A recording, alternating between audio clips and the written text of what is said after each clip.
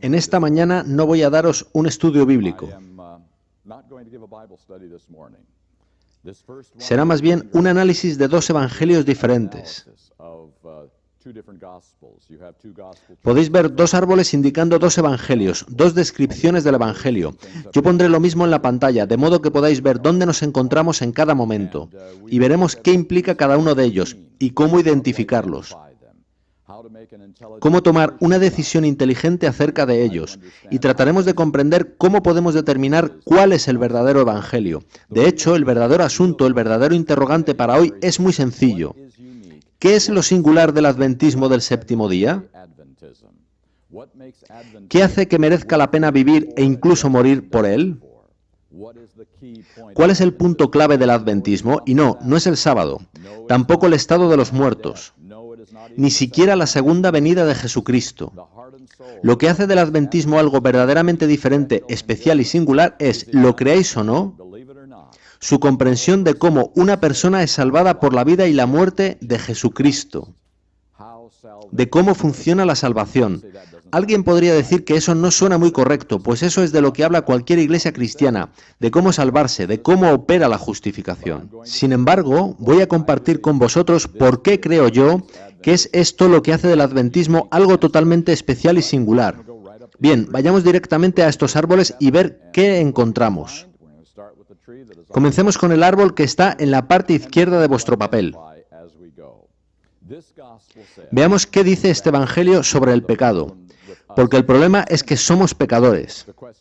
El asunto es cómo hemos llegado ahí, en qué consiste ese problema que tenemos. Y este evangelio dice que pecado no es lo que dices, haces o piensas, sino que es lo que Adán y Eva hicieron, dijeron y pensaron. En otras palabras, cuando Adán y Eva pecaron, no solo cambiaron de arriba abajo este mundo, sino también nuestra naturaleza. De modo que la naturaleza que Dios nos dio, que era amorosa, amable, generosa, fiel y obediente, se convirtió ahora en celosa, orgullosa, arrogante y desobediente, y nosotros hemos de luchar contra ella todos los días de nuestra vida. De manera que este evangelio dice que nuestro pecado es esta naturaleza que recibimos de Adán y Eva. Todo lo que tienes que hacer para convertirte en un pecador a los ojos de Dios es nacer y respirar por primera vez. El pecado en este evangelio es la naturaleza que heredas en el nacimiento. Según vayamos avanzando en este pequeño estudio, os iré compartiendo algunas citas de diversas personas. Y tened en mente lo siguiente. Toda cita que leeré apoyando uno y otro evangelio es de un adventista del séptimo día. Puede ser un profesor, un pastor o un laico, pero todos ellos son adventistas. He aquí la primera. Un bebé nace pecador antes de cometer un solo acto pecaminoso. Eso dice esta cita, que un bebé nace pecador antes de cometer un solo pecado. ¿Y qué implicación tiene ello? Veamos otra cita. Este estado pecaminoso significa que, si un bebé muere pocas horas después de nacer, le espera la segunda muerte, incluso aunque nunca haya violado ningún mandamiento. Es eso lo que el pecado como naturaleza enseña, que todo bebé nace bajo condenación. Y por supuesto, la solución para ello en muchas iglesias es el bautismo de infantes, pues así de serias son las consecuencias de haber nacido pecadores porque Adán pecó. Así que esta es la conclusión de este evangelio. Y si esto es verdad, entonces la siguiente consecuencia es clara. Jesucristo, para ser mi Salvador, no podía ser un pecador cuando vino a este mundo. Y por tanto, si el pecado es la naturaleza con la que nazco, entonces, incluso sin abrir la Biblia, para leer texto alguno, es absolutamente esencial que Cristo no tuviera nuestra naturaleza. Así que Cristo tuvo que tener la naturaleza de Adán antes de la caída. No hay otra opción posible. Cristo ha de tener una naturaleza no caída. Así que esos son los dos primeros puntos de este Evangelio, y dado que son tan cruciales en este Evangelio, quiero asegurarme de que se entiende. De manera que voy a volver a ese primer punto, pecado como naturaleza, y analizarlo con detenimiento. Tenemos un bebé, nacido en este mundo, nacido bajo condenación, perdido. Ese bebé, al crecer, acepta a Jesucristo como su Salvador. No desaparece la naturaleza caída en ese momento, aunque pasa a estar bajo el control del Espíritu Santo. Lo llamamos nuevo nacimiento. Eso significa que la naturaleza caída está en pecado tras el nuevo nacimiento como antes. Continúa aún pecando por naturaleza. Así que la diferencia tras el nuevo nacimiento es que somos perdonados por esa naturaleza. La naturaleza sigue siendo pecado, pero tenemos perdón por ello, y eso es bueno. Pero entonces llegamos a un punto llamado cierre del tiempo de gracia. Y no hay evidencia en las Escrituras ni en ningún texto inspirado de que en el cierre del tiempo de gracia vayamos a perder nuestra naturaleza caída. De hecho, el único momento en que la perderemos será cuando Jesús venga en las nubes de los cielos. Eso quiere decir que estaremos aún pecando por naturaleza tras el cierre del tiempo de gracia, lo cual significa que aún necesitaremos perdón tras el cierre del tiempo de gracia, lo cual a su vez significa que Jesús no puede salir del lugar santísimo, puesto que debe haber perdón para continuo pecado hasta la segunda venida de Cristo. Eso es lo que este Evangelio enseña. Pecamos desde el momento de nuestro nacimiento hasta nuestra muerte o hasta que Jesús venga, y necesitamos perdón para pecado ininterrumpido hasta la segunda venida. El pecado es tan constante como respirar. Vayamos al segundo punto, Jesucristo. Lo que importa no es realmente su naturaleza, sino cómo fue tentado. Veamos qué sucedía con Adán y Eva en el jardín. ¿Podía Satanás atormentar a Adán y Eva día tras día por todo el jardín? Las reglas eran realmente estrictas, ¿verdad? Ellos podían ser tentados tan solo en un árbol, no del jardín, sino del mundo entero. ¿Os gustaría ese trato para vosotros? Solo en un árbol. Fuera de él no había tentación. Bien, después de que Adán y Eva pecaron, ¿cambiaron las reglas? ¿Dónde podía Satanás tentar a Adán y Eva a partir de entonces? En cualquier sitio y en cualquier instante. Ya no se limitaba a un sitio específico. Al levantarte, al acostarte, Él estará allí, tirando de ti por medio de tu naturaleza. Así que la regla hoy en día es que Satanás tiene acceso a ti constantemente a través de tu naturaleza. Y así llega la verdadera cuestión. ¿Cómo fue tentado Cristo? ¿Como Adán o como nosotros? Ese es el aspecto clave del segundo punto. Y ya sabéis que este Evangelio dice que lo fue como Adán, no como nosotros. De hecho, he escuchado una explicación según la cual Cristo fue tentado solo 3 veces. En el desierto, en el Getsemaní y en la cruz del Calvario. Y lo singular en las 3 es que fue Jesús quien se dirigió hacia la tentación. No lo fue en Nazaret, pero sí en el desierto, en el Getsemaní y en la cruz. De modo que Cristo fue tentado como Adán, en un punto concreto, no en sí mismo. No fue tentado al enfado, a la impaciencia, al orgullo, el egoísmo o la gula, o a todas las tentaciones que tenemos nosotros, sino solo en los grandes asuntos mediante los cuales Él realizaría su misión como Mesías, siendo obediente a su Padre Celestial para morir por los pecados de la humanidad. Así que la conclusión del segundo punto es que Cristo no fue tentado en los mismos aspectos que nosotros. No fue tentado desde su interior, lo que le convertiría en un pecador, sino solo desde el exterior, como Adán. Así que esos son los 2 primeros puntos de este Evangelio. Ahora llegamos a donde las cosas se ponen más serias, justificación y salvación. Y veis que dice solamente justificación, no santificación. Y podréis ver la razón en la siguiente cita. La justificación es obra de Cristo al 100%. La santificación es una obra hecha por nosotros, ayudados por Cristo morando en nosotros. Amigos, ¿qué utilidad puede tener para la salvación una obra hecha por nosotros? Cero. Sigue diciendo, lo que significa que si la justificación es su obra al 100% y la santificación es una obra hecha por nosotros, esta no puede formar parte del proceso de salvación. ¿Qué significa esto en términos prácticos? Pongamos que has sido un leal guardador del sábado durante alrededor de un año, pero has decidido que en estos complicados tiempos realmente no puedes alimentar ni vestir a tu familia sin abrir tu negocio en sábado, de modo que a regañadientes vas contra tus convicciones y comienzas regularmente a abrir tu negocio en sábado. ¿Pone eso en peligro tu salvación de alguna manera? Ahora, eso, el guardar el sábado regularmente, sería un asunto de santificación, ¿verdad? Y la santificación no forma parte de este evangelio, es una consecuencia, sucede tras haber sido salvado. Tú eres salvado y entonces entra en juego el proceso de santificación. Esta no es crucial para la salvación. Permitidme leeros una cita de alguien sobre este asunto. Puesto que un correcto comportamiento no es nunca la razón de nuestra aceptación por parte de Dios, ¿es eso correcto? Claro que sí. Puesto que un correcto comportamiento no es nunca la razón de nuestra aceptación por parte de Dios, un comportamiento equivocado no podrá excluir del cielo a una persona. ¿Seguís esa pequeña lógica? Si no serás admitido por un buen comportamiento, tampoco serás excluido por uno malo. Sigue diciendo, no se pierde uno por no guardar o claudicar del sábado. Uno se salva al decidir entrar en una relación salvífica con Jesús.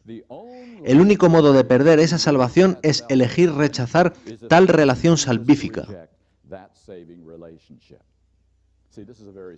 Veis que este es un evangelio muy sencillo. Hay un solo modo de salvación, aceptar a Jesucristo como tu Salvador.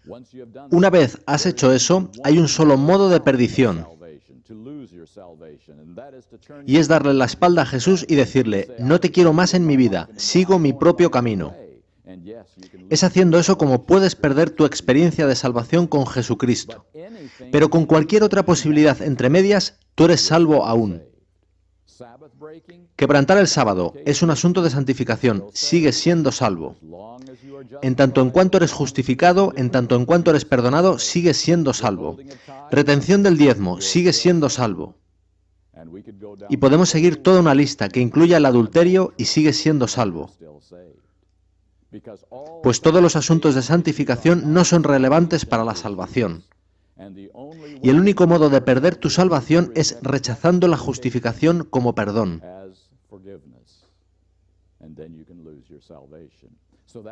Así que eso se convierte en el punto crítico de este evangelio. Solo la justificación cuenta para la salvación.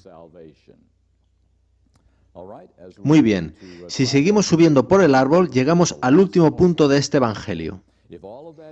Si todo esto es verdad, si estaremos pecando por naturaleza hasta que Jesús venga, olvidaos siquiera de hablar de perfección. No sucederá en esta vida, debe esperar a que Jesús venga. Hablar de la perfección de carácter es peligroso. No nos deberíamos centrar en ello, no es relevante para nosotros hoy. Ahora, este evangelio que he descrito es el mayoritario hoy en día en las iglesias cristianas.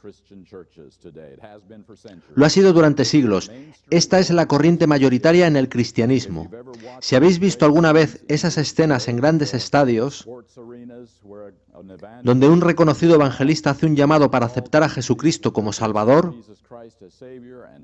y cientos se aglutinan en el frente para arrodillarse ante el altar,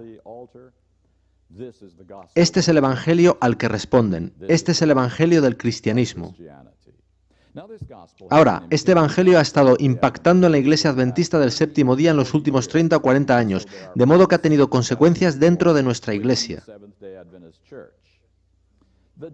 El juicio, que creemos comenzó en 1844.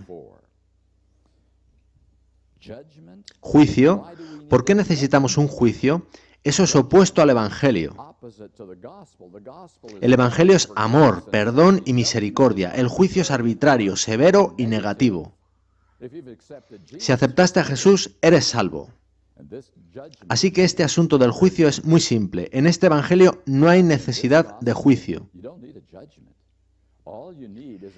Todo lo que necesitas es un ángel registrador que escriba en los libros de registro del cielo, salvo a 25 de enero de 1994, y comprueba, aún acepta a Jesús, es salvo aún.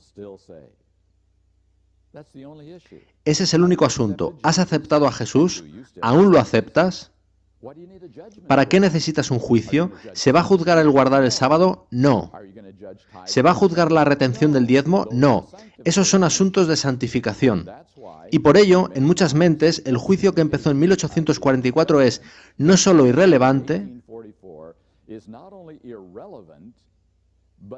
sino también negativo para el Evangelio. Contradice el Evangelio, destruye el Evangelio, hace de la cruz del Calvario una mentira. De modo que ha habido mucha oposición a este juicio que comenzó en 1844. Veamos qué sucede con Ellen White y el espíritu de profecía. Os compartiré una carta de adventistas del séptimo día que llegó a la Universidad de Andrews. ¿Cómo mantener a nuestros adolescentes en contacto con Cristo? Importante pregunta, ¿verdad? Para comenzar, deshacerse de mensajes para los jóvenes y todas las otras compilaciones, pues no hay en ellas ni un ápice del Evangelio. Número 2, dejar de publicar El Camino a Cristo, pues es simplemente otra visión de la salvación por obras. El Camino a Cristo. ¿Me escuchasteis bien? No se trata del conflicto de los siglos, que pudiera parecer demasiado fuerte para algunas personas, pero ¿el Camino a Cristo? ¿No es de todos los libros que escribió Ellen White el que con más facilidad se puede entregar? Un simple extracto de cómo acercarnos a Jesucristo como nuestro Salvador. ¿Cómo puede resultar tan negativo en sus mentes? Para comprender eso, voy a llevaros al año 1950, cuando un hombre apellidado Barnhouse, que más tarde entraría en contacto con líderes adventistas del séptimo día, editor de Eternity, una revista cristiana muy popular por entonces, recibió una copia del Camino a Cristo y decidió analizarlo en su revista. Permitidme compartir con vosotros lo que dijo. El libro es falso en todas sus partes. Porta la marca de la falsificación desde su primera página. Contiene error satánico. Os recuerdo que era el Camino a Cristo lo que él estaba analizando. ¿Comenzáis a ver cuál es realmente el problema? El libro El Camino a Cristo, que describe el camino de la salvación y cómo acercarnos a Cristo, es diametralmente opuesto al Evangelio que hemos estado revisando. Habla de entrega, compromiso e incluso de esa temida palabra que es obediencia, que resulta tan negativa bajo esta comprensión del Evangelio. Así, tenemos aquí un editor cristiano muy influyente que veía el Camino a Cristo como muy peligroso.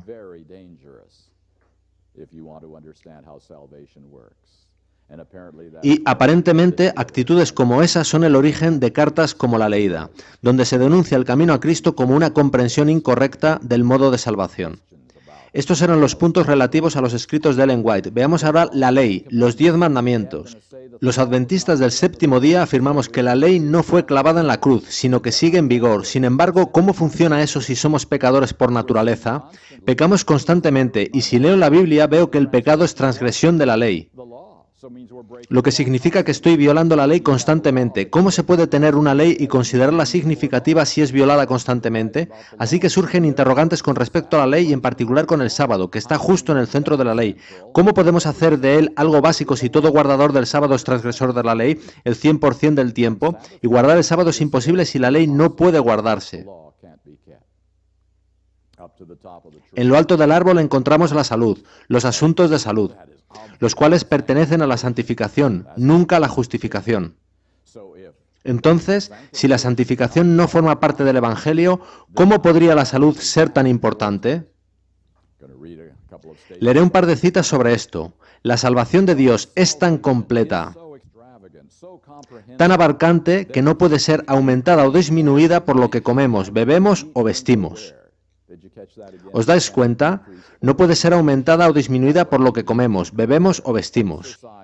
El ejercicio y una buena dieta contribuyen a una vida larga y útil, pero no a tu salvación.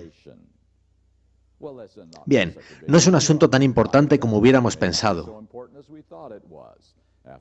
Al fin y al cabo, se trata de un asunto de santificación, no de justificación, no es un asunto de salvación. Llegamos a las normas, y me refiero a todas las normas de la Iglesia Adventista del séptimo día, que vemos, que escuchamos, que leemos, nuestro ocio e incluso nuestra vestimenta. Todas las normas de la Iglesia Adventista. Obviamente, de nuevo, son asuntos de santificación, no de justificación. Y por lo tanto, no puede tratarse de algo tan importante como pensábamos. Veamos otra cita que encontré. Los miembros dan un sentido a diversas normas y reglas como una condición de membresía. Hemos de mantener en mente que esto no está relacionado con su salvación, sino solo con ser un miembro de la Iglesia Adventista del séptimo día. Ahora, intentemos aplicar ahí un poco de lógica. Pedimos a las personas, si quieren hacerse adventistas del séptimo día, que dejen el tabaco y el alcohol, por no ser parte del estilo de vida adventista. Pero, ¿por qué hacemos eso? De acuerdo con esta cita, es simplemente una de las reglas de la Iglesia. Cualquier organización tiene reglas, y si quieres ser miembro de ella, acatas tales reglas. Pero has de comprender que eso no es relevante para la salvación. El asunto del tabaco y el alcohol es una regla de la Iglesia, nunca un requisito de salvación. Otra persona comentó lo siguiente: aunque crea que algo sea correcto desde una perspectiva religiosa, no por ello ha de ser necesario para la salvación. Seguramente habéis oído mucho de eso en los últimos años. Esto no importa para salvación, aquello tampoco. Nada que no sea parte de la justificación es un asunto de salvación en este Evangelio. Así que lo que hemos visto es el evangelio mayoritario del cristianismo y el impacto que ha tenido en doctrinas y estilos de vida adventistas. Y aquí es donde voy a compartir mis convicciones con vosotros. Yo creo que este evangelio, si se le deja crecer y florecer, si se le permite convertirse en el evangelio dominante en la Iglesia Adventista del séptimo día, destruirá el adventismo del séptimo día. Estamos en esto en una prueba de vida o muerte. No se trata de discrepancias en una mera interpretación profética. Aquí nos jugamos si estaremos o no en el cielo con Jesucristo para toda la eternidad. Y si el adventismo del séptimo día tiene algún futuro como iglesia remanente de Dios. Esto es el alma y el corazón de la religión. ¿Os fijasteis que en la base del árbol hay una larga palabra que es predestinación? La razón de ello es que, cuando se gestó este evangelio en los siglos III y IV, todo el mundo creía en la predestinación. Dios decide quién es salvo y quién no. Tú no tienes voz ni voto en el asunto, y durante 1000 años esa fue la creencia de la mayoría de los cristianos, que estamos predestinados para el cielo o para el infierno sin ninguna capacidad de elección. Lo que es muy interesante es que, aunque la mayoría de cristianos eliminaron la predestinación, el evangelio construido sobre la predestinación es aún el evangelio mayoritario. Y si os fijáis, encaja de alguna manera. Nacemos pecadores debido a un mal equipamiento. Jesús no pecó porque tenía buen equipamiento. Somos perdonados por nuestro mal equipamiento hasta que Jesús venga. Y entonces, imagino, Jesús pulsará un botón mágico en nuestros cerebros y no pecaremos más. En otras palabras, el mal equipamiento peca, el buen equipamiento no peca. Encaja de alguna manera con la predestinación. Ahora, yo creo que todos estamos de acuerdo en que el fundamento de cómo Dios salva no es la predestinación, sino la libre elección. Y partiendo de la libre elección se desarrolla un evangelio completamente diferente. Pecado, en este evangelio el pecado no es un accidente del nacimiento, no es tener un mal equipamiento, no es simplemente ser un hijo de Adán y Eva. El pecado en este evangelio es simplemente lo siguiente: elegir deliberadamente lo incorrecto cuando sabes la diferencia entre lo correcto y lo incorrecto. Entonces te conviertes en un pecador, perdido y condenado a los ojos de Dios. Cuando sabes qué es lo correcto, pero eliges deliberadamente desacatarlo y hacerlo a tu modo. Sí, todos hemos hecho eso, pero lo que nos importa ahora es que nos situamos ahí por elección, no por haber nacido. Bien, basándonos en esto, Jesucristo, cuando vino a este mundo, pudo tomar mi mal equipamiento y no ser un pecador. Así que ahora hemos de investigar qué enseña la Biblia sobre este asunto, y hablaremos sobre ello según avancemos en nuestro estudio. Pero en este Evangelio Jesucristo puede tomar mi naturaleza caída porque eso no es pecado. Y Él eligió durante toda su vida no obedecer lo que le dictaba esa naturaleza caída, de manera que permaneció sin pecado. Así que su mal equipamiento no le descalificó. Su deslealtad sí lo hubiera descalificado como nuestro Salvador. Así que en este Evangelio Jesucristo puede tomar mi naturaleza. Ahora llegamos de nuevo al punto crucial, justificación. Pero daos cuenta de que en este Evangelio se incluyen justificación y santificación, no solo una de ellas. Y justo en esto es la diferencia crucial entre estos dos evangelios. Permitidme recordar lo que vimos. En el primer evangelio, justificación es la obra perfecta hecha por Jesús en su totalidad para nosotros.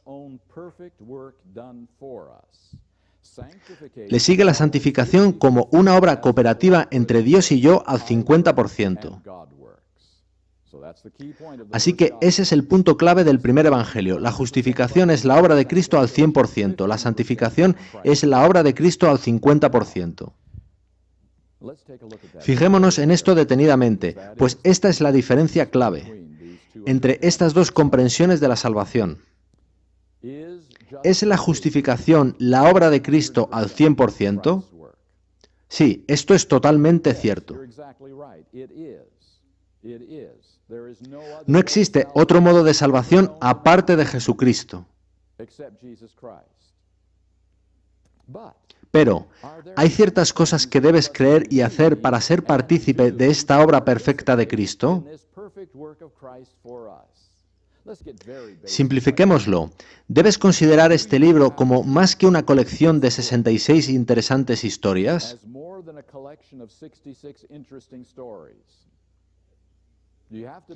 Has de creer que verdaderamente es producto de la mente de Dios, que comparte su voluntad con nosotros directamente, como si estuviera hablándonos. ¿Constituye eso un gran paso de fe? Quiero decir que hay muchos libros en este mundo. Existen otros libros sagrados, como el Corán u otros. ¿Y tú crees que este libro es el único por el que Dios manifiesta su voluntad a la humanidad? Ese es un gran paso de fe. ¿Has creído la historia de alrededor de 2/3 de este libro sobre uno que bajó del cielo y vivió unos 30 años en esta tierra y que incluso no pecó ni una sola vez y que al final de su vida murió como un criminal y que su muerte es el camino de salvación para todo aquel que lo acepta como salvador personal? ¿Has de creer eso también? Hablamos de un salto de fe aún mayor. Además de creer que este libro es la voz de Dios. Son inmensos saltos de fe sobre los que hay que tomar una decisión. Una vez has hecho eso, una vez que has aceptado a Jesucristo y esa historia en el Nuevo Testamento, entonces has de arrepentirte de un modo de vida pasado que no era precisamente bueno. Has de decir, lo siento, siento lo mal que lo hice. Si hay alguien a quien trataste mal, o a quien engañaste, o cuya reputación dañaste, has de ir a esa persona y humildemente decirle, lo siento, perdón por lo que te hice. Has de confesar personalmente tus pecados. Has de entregar completamente tu vida a Jesucristo. Todos ellos son pasos grandes, ¿verdad? No son pasos fáciles. Pongamos por un momento que haces todas estas cosas. Crees la Biblia, crees en Jesucristo, te arrepientes, confiesas tus pecados y rindes tu vida. Y solo por un momento, imagina conmigo que Jesús realmente nunca murió en la cruz. Si eso no sucedió, ¿cuánto te habrá hecho avanzar todo eso que hiciste? 0, ¿verdad? Así que, efectivamente, la única forma de salvación es la muerte de Jesús en la cruz, ¿verdad? Ese es el punto clave, y justo aquí la mayoría de cristianos no entienden lo que voy a compartir ahora. Causa de salvación y condiciones de salvación son cosas diferentes. La mayoría de cristianos no quieren ni oír hablar de condiciones. La causa de salvación es la gracia de Dios y la vida y muerte de Jesucristo. No hay otra causa.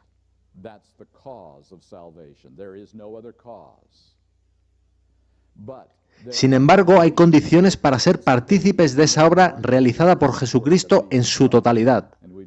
Y hemos visto algunas de ellas, grandes pasos de fe, decisiones importantes sobre tu vida. Son condiciones, no ganan tu salvación, no mereces tu salvación por ellas. Pero sin ellas no puedes salvarte. Y en esto se enredan los cristianos. Piensan que eso son obras, pero no lo son en el sentido de obras humanas. Porque la única salvación es Jesucristo, pero el único modo de ser partícipe de ella es la cooperación. Esa es la palabra, cooperación, con el camino de Dios. Si este es el camino, Señor, entonces quiero participar en él. No para merecer nada, sino porque es el camino que tú has trazado. Si me bautizo, eso no me dará la salvación, pero yo quiero participar en el camino que tú me has sugerido, que tenga la experiencia del nuevo nacimiento. De modo que esas condiciones de salvación resultan claves. Veamos otro punto, la santificación. Recordad que el primer evangelio afirma que es obra de Cristo y obra mía al 50%. Consideremos el guardar el sábado como un ejemplo. Pongamos que eres muy cuidadoso con el sábado, que terminas tus actividades laborales rigurosamente antes de la puesta de sol el viernes por la tarde. Tienes una óptima recepción del sábado con el Señor el viernes por la tarde. Estás en la iglesia el sábado por la mañana. Por la tarde realizas trabajo para el Señor. Despides el sábado a la puesta de sol. ¿Hace eso de ti un guardador del sábado? He de decir que no. Eso hace de ti un guardador del séptimo día de la semana. ¿Quiénes fueron los mejores guardadores del séptimo día de la semana que haya conocido el mundo? Los fariseos. Ellos eran muy escrupulosos, tenían reglas para todo. Jamás violaban el sabbat bajo ninguna condición y de ninguna forma. Se aseguraban de tener todo tipo de límites alrededor del sabbat para asegurar la santidad de éste. ¿Y sabéis qué? Jesús hubo de emplear una exorbitante parte de su ministerio tratando de convertir guardadores del séptimo día de la semana en guardadores del sábado. Así que, ¿qué es un guardador del sábado? A veces, en el mundo cristiano se nos identifica erróneamente. Confunden nuestro nombre. Nos llaman adventistas en el séptimo día. ¿Lo habéis oído alguna vez? Quizá tengan más razón de lo que podamos sospechar. Si no soy un adventista, un cristiano, en martes puedo olvidarme del sábado como un día santo. Si no soy cristiano los 7 días de la semana, entonces no puedo guardar el sábado. Solo el séptimo día de la semana, si acaso. Porque el sábado es un día santo, ¿verdad? ¿Cómo puede alguien no santo guardar un día santo? Eso es imposible. Solo alguien hecho santo a través del proceso de santificación puede guardar un día santo. ¿Quién realiza la obra de hacer santo a alguien? ¿El Espíritu Santo? ¿Jesucristo? Así que la obra de cambiar a una persona interiormente, de modo que refleje a Jesucristo y santidad desde el interior hacia afuera, es la obra de Cristo y del Espíritu Santo. ¿Al 100%? Por supuesto que sí. Tú no contribuyes a ello.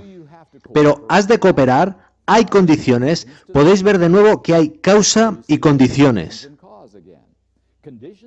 Condición para guardar el sábado es cesar en tu trabajo en la tarde del viernes, pero eso no te hace santo. La obra de santidad es mayor que esa y la precede.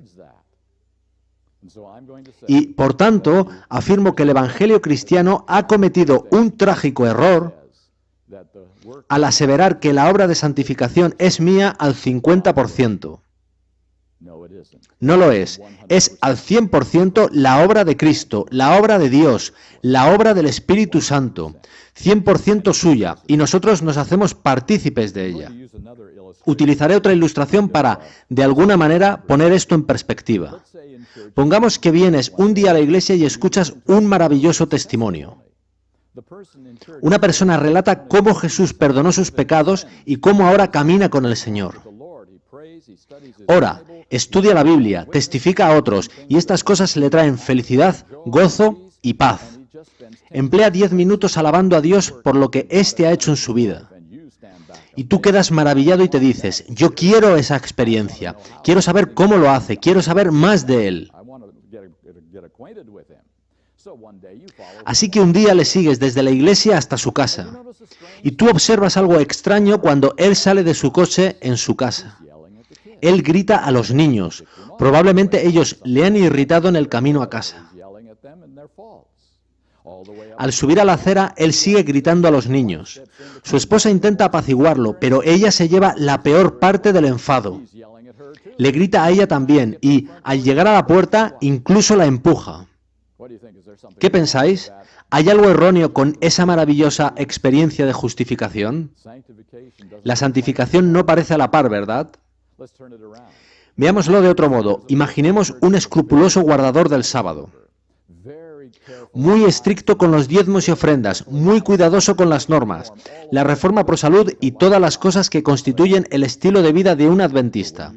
Sin embargo, cuando hablas a esa persona, no hay gozo en su corazón, no hay paz ni felicidad, marcha cabizbajo. Él dice, he de hacer estas cosas porque si no las hago iré al infierno, y yo no quiero eso, así que apretaré mis dientes y guardaré el sábado.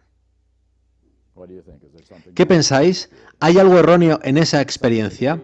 La santificación parece buena externamente, pero ¿dónde está la justificación? ¿Dónde está el gozo del perdón? ¿Dónde está la felicidad que proviene de una relación viva con Jesucristo? Por tanto, justificación y santificación deben actuar conjuntamente, en armonía. Deben cooperar entre ellas para producirse una genuina salvación. No es ahora la justificación y la santificación luego, poco a poco. La justificación no es la locomotora y la santificación el furgón de cola.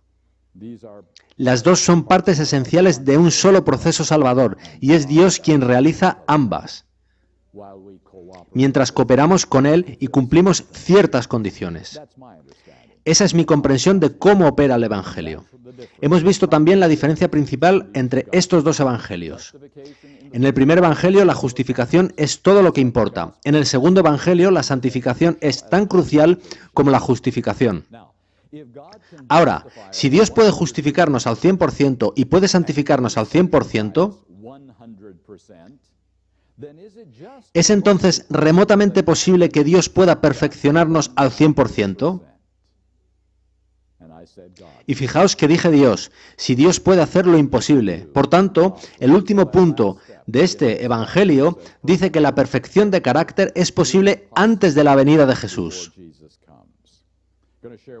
Voy a compartir con vosotros una pequeña ilustración que creo os gustará. Dios opera como un médico infinitamente habilidoso.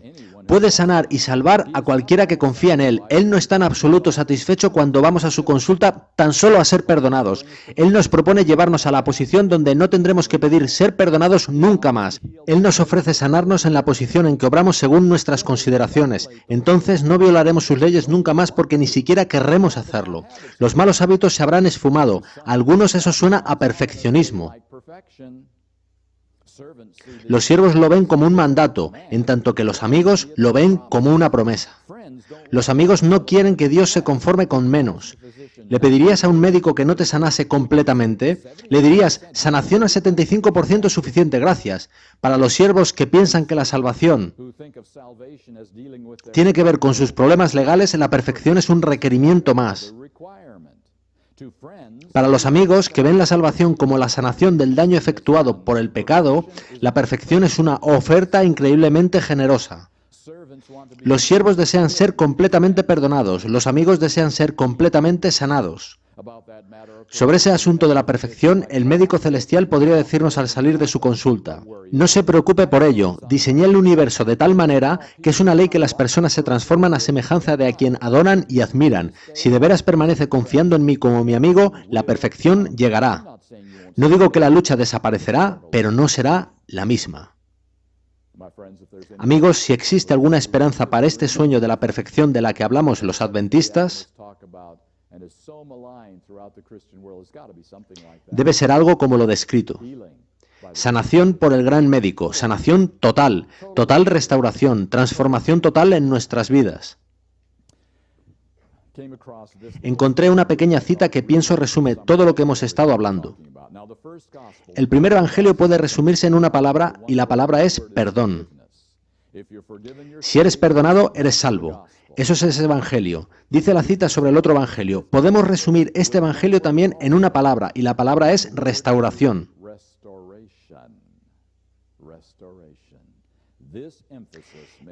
Esto hace única la teología adventista del séptimo día. ¿Recordáis la pregunta? ¿Qué es lo distintivo del adventismo del séptimo día? ¿Qué hace diferente al adventismo? La restauración en el evangelio. No solo perdón, no solo asegurarte de que el perdón de tus pecados está actualizado y entonces ya está, sino una sanación total y completa, una restauración. Casar teología extraña con teología adventista puede justificadamente describirse como teología de retales. Y amigos míos, durante 30 años y más, en la Iglesia Adventista del séptimo día hemos estado remendando nuestro Evangelio con el Evangelio cristiano mayoritario y hemos conseguido el peor revoltijo que jamás haya visto en mi vida. La teología de retales no funciona. Yo presenté 2 árboles, pero la gente quiere 3. Quieren un tercer árbol en el que se mezclen los 2 evangelios. Pero eso es imposible, no es lógico, no es consistente y no es bíblico. Así que, amigos míos, pienso que hay en juego un asunto crucial. Miremos brevemente qué sucede con los frutos de este árbol. El juicio. ¿Es un juicio necesario en este evangelio? Si en la iglesia hay 2 personas que aparentemente, externamente, actúan igual, pero Dios puede ver en sus corazones que uno finge en tanto que el otro es genuino, ¿no requiere eso el abrir los libros para examinar las vidas, las motivaciones, de modo que todos puedan ver por qué uno sería feliz y gozoso en el cielo, en tanto que el otro lo encontraría como algo infernal para toda la eternidad?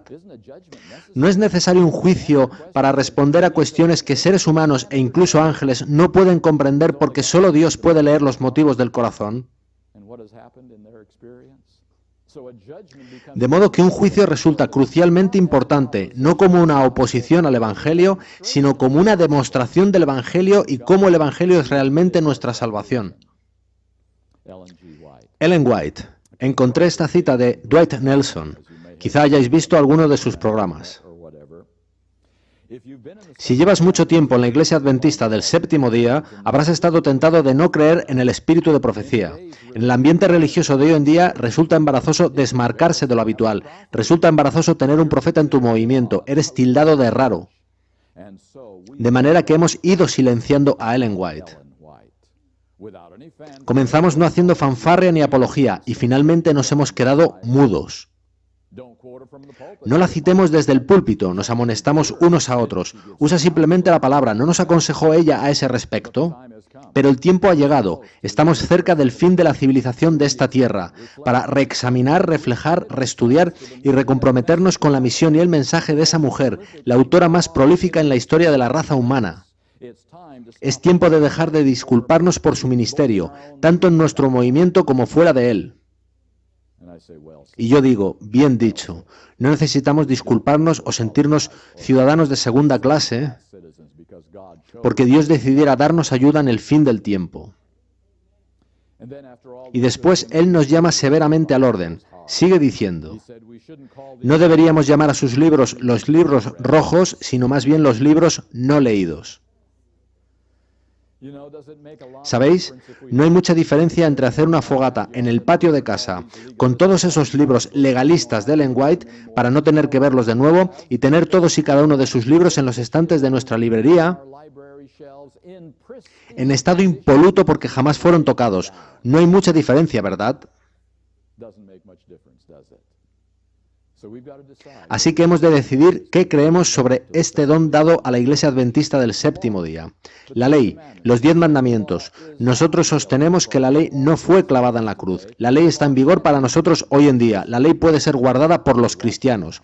Pero tengamos en cuenta lo siguiente, si pidiera un voluntario para permitirme seguirlo a su casa, con una cámara de vídeo grabando todo lo relevante que dice y hace durante 30 días, y presentarlo después de vuelta ante la comunidad como alguien que ha guardado perfectamente la ley, durante 30 días completos, presentando el vídeo como prueba, ¿cuántos voluntarios tendría hoy? Quizás no muchos, porque recordamos lo que sucedió simplemente ayer y cómo tuvimos que decir al Señor, por favor, perdóname de nuevo. Entonces, ¿dónde está la evidencia de que la ley puede ser guardada por alguien con naturaleza caída? No está en mí ni en ti, ni siquiera en los grandes héroes de la Biblia. Pues todo aquel que ha vivido ha pecado al menos en algún momento de su vida. Todos pecaron y están destituidos de la gloria de Dios. El único que es prueba, la prueba viva de que la ley puede ser guardada por alguien con naturaleza caída es Jesucristo, y solo si Él tomó una naturaleza caída. Si Él no hubiera tomado una naturaleza caída, nadie nos habría dado esa prueba hasta la fecha, con lo que Satanás estaría aún en lo cierto al afirmar que no puedes guardar la ley en naturaleza caída. Así de importante es este asunto. Y el sábado es el estandarte de la ley, que alzas para declarar que amas la ley de Dios. En eso consiste realmente el sábado, en una declaración de lealtad. Muy bien, en lo alto del árbol vemos la salud. Pongamos que te encuentras una persona en la calle que no está muy bien físicamente. Tú te compadeces de esa persona y le dices, si me permites indicarte qué has de hacer durante un mes, te traeré a mi casa y te recuperarás.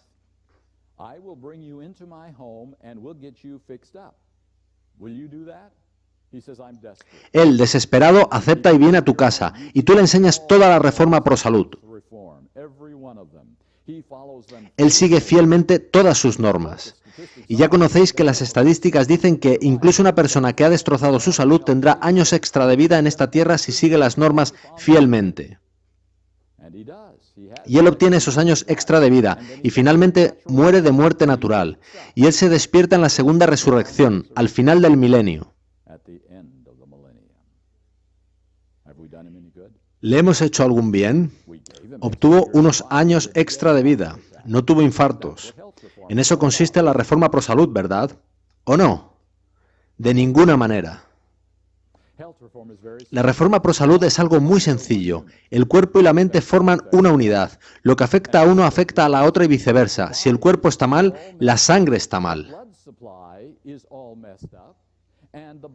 Y la sangre se abastece al cerebro, donde está nuestra toma de decisiones, y a donde Dios dirige sus llamados de salvación. Así que, si una persona está mal físicamente, también lo está mentalmente.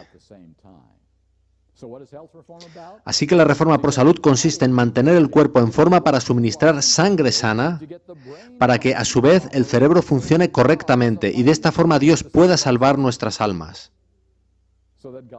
Así que Dios puede hablarnos. No estamos en una confusión tal que no podemos oír nada. La reforma pro salud no nos salva, pero sí facilita a Dios el salvarnos.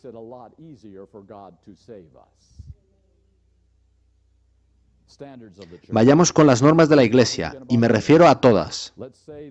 Pongamos que haces lo que dice tu pastor el 75% del tiempo.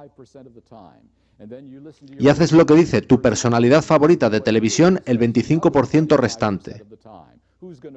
¿Quién va a ganar esa pequeña lucha? Me temo que tu pastor tiene las de perder, porque tenemos esta naturaleza caída, ¿verdad? Así que, ¿qué es lo que está aquí en juego? ¿Es Satanás un buen comunicador? ¿Sabe él cómo llegar a nuestras mentes incluso sin que seamos conscientes de ello?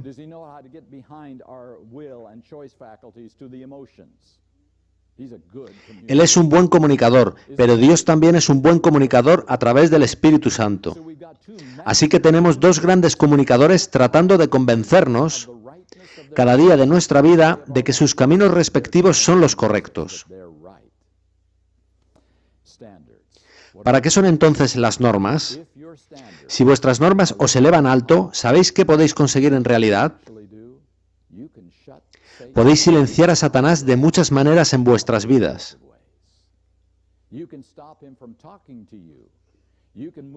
Os podéis apartar de lo que Satanás trata de deciros mediante la lectura, las imágenes y el ocio, de manera que él no tenga pleno acceso a vuestra mente continuamente. Y si has conseguido bloquear el acceso de Satanás a tu mente, ¿no facilitará eso el que Dios te hable? ¿No abrirá canales de comunicación que no había antes?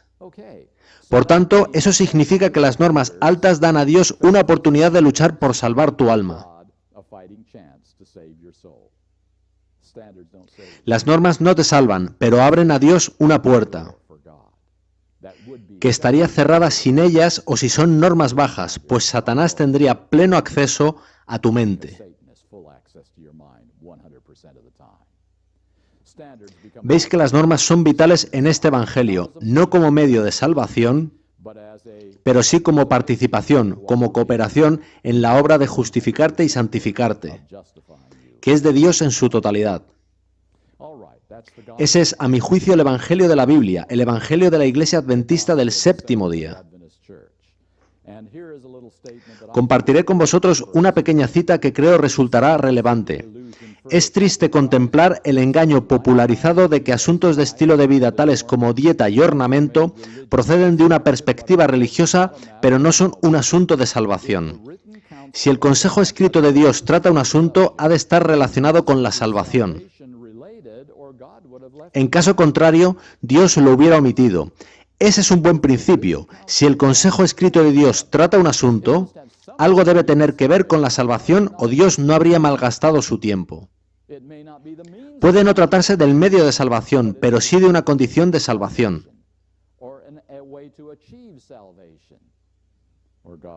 Si no, Dios no se habría molestado en hablar de ello. Bien, amigos, eso es lo que yo comprendo como el Evangelio de la Biblia, y lo que es único en el adventismo del séptimo día. Y quiero ir un paso más allá en esto. El gran objetivo de Satanás es destruir este Evangelio. Él está conforme con que tú y yo guardemos el sábado, con que creamos que Jesucristo viene literalmente en las nubes de los cielos, con que le reconozcamos cuando Él adopte la apariencia de Cristo, con que no creamos que los muertos se aparecen, con que no creamos en las apariciones de María, con que no nos impliquemos en todos esos engaños. Pero si creemos en un evangelio falso, somos suyos. Y a Él le da igual si creemos lo correcto sobre el sábado, la segunda venida o el estado de los muertos. Si creemos en su evangelio, en que es permisible en algún aspecto continuar pecando hasta que Jesús venga, entonces Él nos tiene, independientemente de qué verdades creamos en la Iglesia Adventista del séptimo día. Yo pienso que este es el último ataque de Satanás sobre el pueblo remanente de Dios, justo antes de la segunda venida de Cristo. Destruir su evangelio, negar su evangelio, hacer concesiones en su evangelio, asegurarse de que otra comprensión de la salvación toma preeminencia en sus vidas. Así, Él nos tiene. Este es el gran peligro de la Iglesia Adventista del séptimo día hoy en día, un evangelio con concesiones. Todo lo demás, todos los problemas que tenemos hoy en la Iglesia vienen de ese. Ese es su origen. Por ello no empleo mucho tiempo hablando de los síntomas de apostasía, y hay unos cuantos. Prefiero hablar de la raíz de la apostasía, que es creer y vivir que nuestro evangelio no es el que creíamos, sino otro más cómodo para mí,